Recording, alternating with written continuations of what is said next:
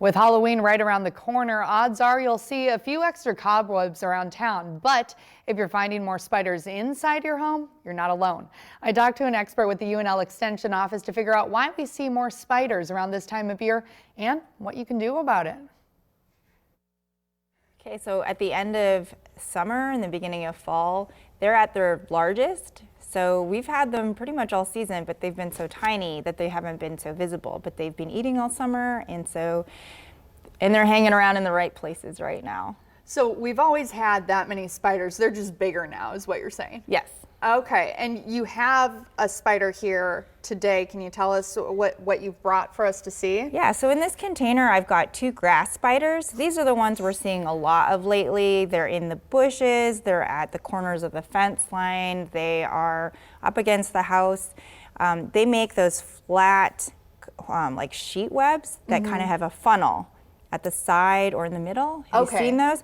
And if you look deep in there, you'll see a spider actually waiting in the funnel. So what it does— That is terrifying. So yeah, and they're hidden, but you'll see all these webs, and the flying insect or beetle or whatever it is will come in and hit the funnel, and it will land on it. And that web is actually not sticky, but the vibrations bring the grass spider out, and it will take it, grab it, and bring it back into the funnel. So I've got a couple in here that I caught, and I made a little funnel for it so it had somewhere to hide.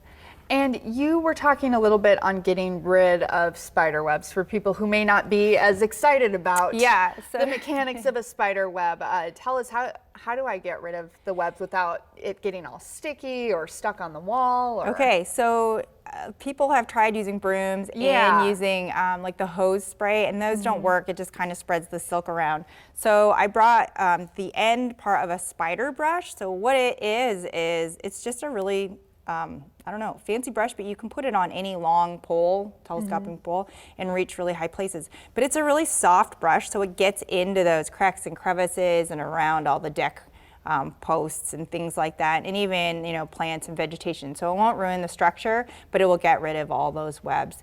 And it's pretty easy to use, but it's got to be like soft and flexible, so that will work. And you also mentioned you do not recommend spraying if you have spiders. Why is that? So most of the spiders are going to be outdoors this time of year, and if they're getting inside, it's usually accidental. They're coming in through a gap. So the number one thing to do is going to be exclusion. So weather stripping under the doors, around the windows, and just trying to keep out the little critters that they may be eating.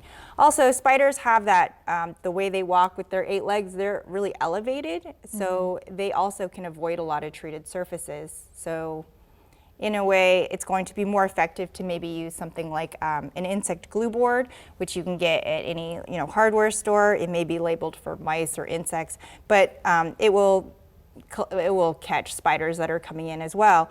And it'll also give you clues to what they may be eating or where they came in from. So you put those along the wall, on each side of exterior door, maybe in the basement, and you'll be able to catch what may be coming in. So if you do see a spider, Green says you shouldn't squash it because it could actually bite you. Instead, she says you should use a cup and a piece of paper to trap the spider in the cup and then just throw it outside. Stay with us. We'll be right back.